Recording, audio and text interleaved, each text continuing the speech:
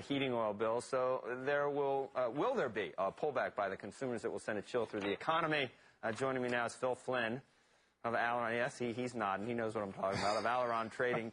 And Vijay Vathaswaran, who is a correspondent for The Economist, author of Zoom, The Global Race to Fuel the Car of the Future. Phil, let me start with you. And you know what, Phil? I'm with you now. Every time oil stays where it is or stays above 80, I look at it as a positive for the economy, that we're not ready to roll over into a recession. So I'm with you. I like these. I agree with you. And in fact, and now, yesterday, so it's a positive. It's a positive, and I'm going to go with that. It is. All right. Well, it is.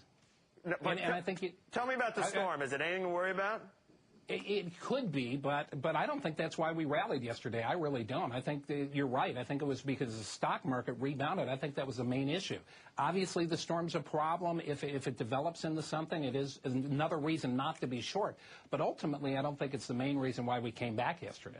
Vijay, we scratch our heads a lot about what's really going on in the oil markets. Is this purely supply and demand from India, and we are in a different era that's never going to change from now on?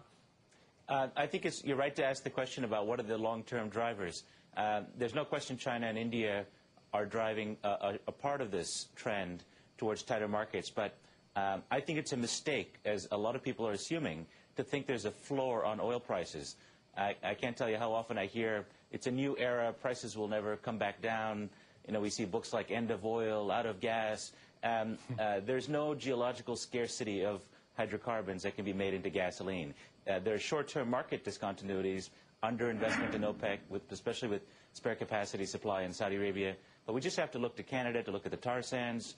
There's more energy there than in all of Saudi Arabia. Yeah, Vijay, you look at, if you search, a word search of new era for oil, you're almost getting at a point where you'd see that. I mean, it's everywhere, right? And I see a herd mentality there. You know, sure, in the short term, we're going to see lots of reasons we've talked about already about why you're going to see strong prices. In medium-term, volatility is a better bet. Long-term, this is what I argue in my new book, Zoom, oil is actually headed for the garbage pail of history.